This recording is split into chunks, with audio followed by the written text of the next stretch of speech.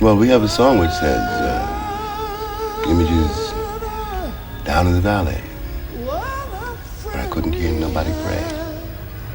That's also where you find the strength of whatever it is, the grace to move from that desolation. Do you have a closet?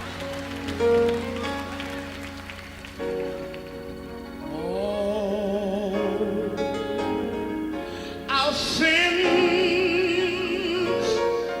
and griefs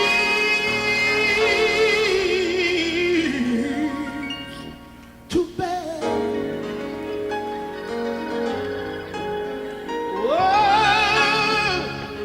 Do you have a closet? And God said to me, here's the problem. You guys in the church can be so hypocritical. He said, in the African-American church, you really got to be careful. I said, what do you mean? He said, because you are guilty of condemning the Supreme Court system and preaching against something. But if you look at half of our choirs,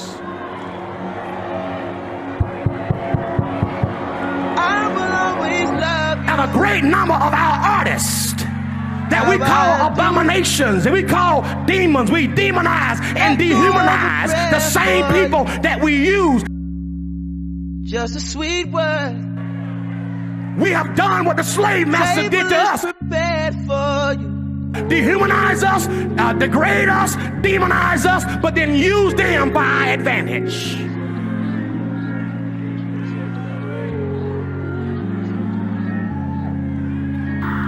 But where Margaret flies away from, in a sense, flees away from her sexuality, her sexual responsibility, in a sense, right? Do you think at 14 you were beginning to fear yours? Oh, I think that must certainly be so, you know. It was incoherent. Adolescence is an incoherent time. But certainly that had something to do with it. But it wasn't conscious. That became conscious when I began to be aware that as I stayed in the pulpit, as I began against my will, perhaps, to learn more and more about my congregations and how little I could really console them. I was much too young to give them any kind of wisdom. I was learning more and more about myself. Do you have a closet? Do you have a closet? Closet, closet.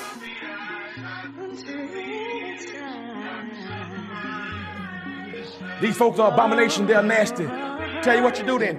Go find every song that's been written by a gay person for the last 100 years and don't sing it in church.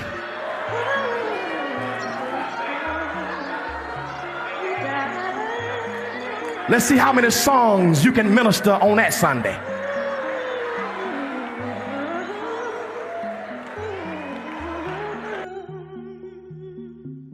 And I began to see, in a sense, I was hiding in the pulpit. And if I kept on doing that, I would become a liar. Lie to my congregations, lie to myself. And whatever faith, whatever possibility of faith and love there might be in my life, I would have destroyed. So I left.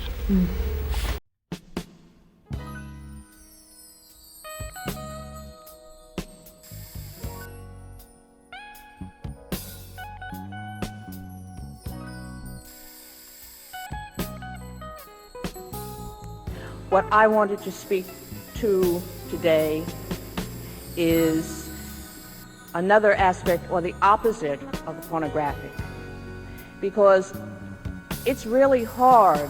I know it is for me, and I'm sure it is for you.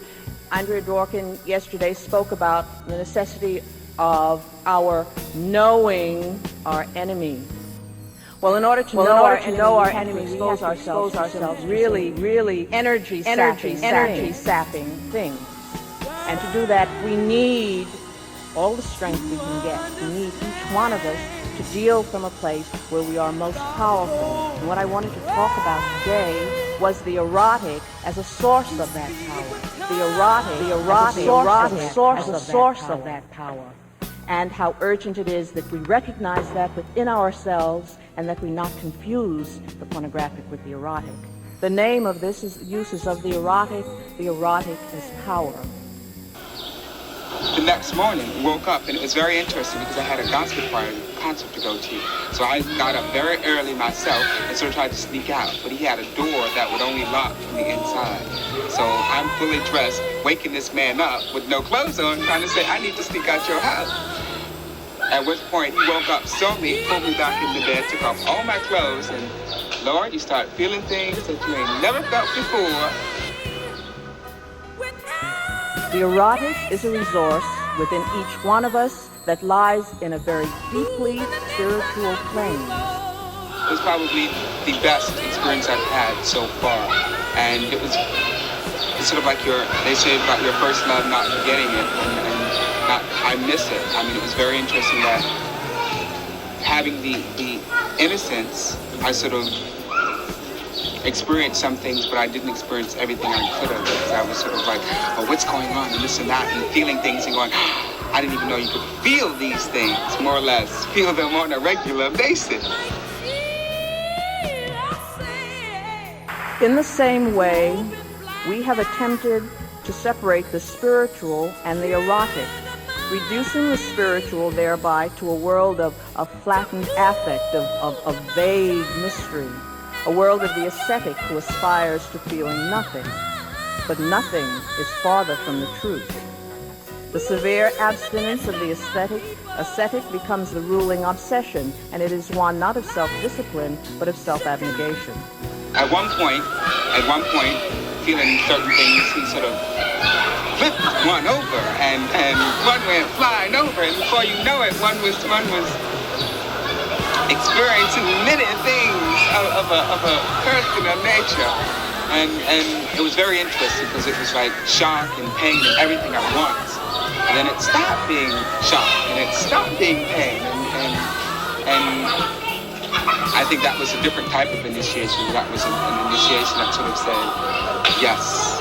It's like a friend has said, penetration is liberation, I is liberated. Penetration is liberation, penetration is liberation, I is liberated by this man. Once having experienced the fullness of this depth of feeling and recognized its power, in honor and self-respect, we can require no less of ourselves. For the erotic is not a question of what we do alone. It is a question of how acutely, how fully we can feel in the doing.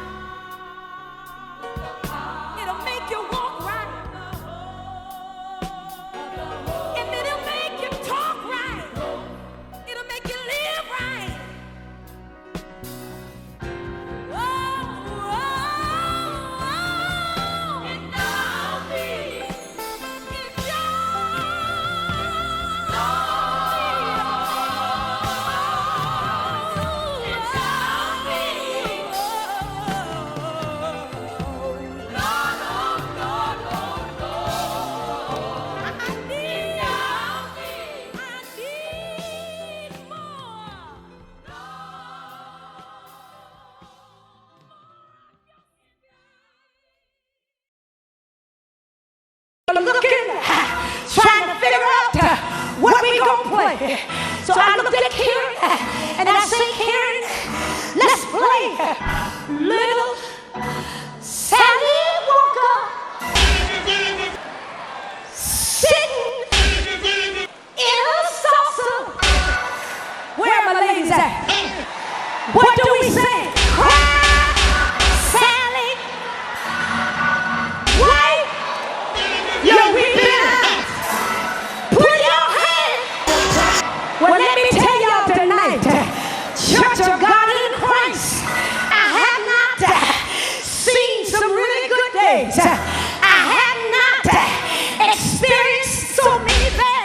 But the one thing I know, and I gotta tell you,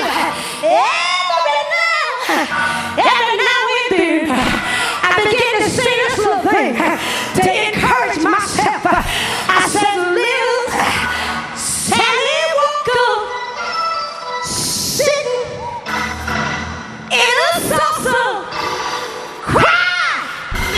Sally cried. Is there anybody in here that had some sleepless nights? Is there anybody in here that had some crying spells? Well, I'm here to tell you, just say, rise, Sally, rise, wipe your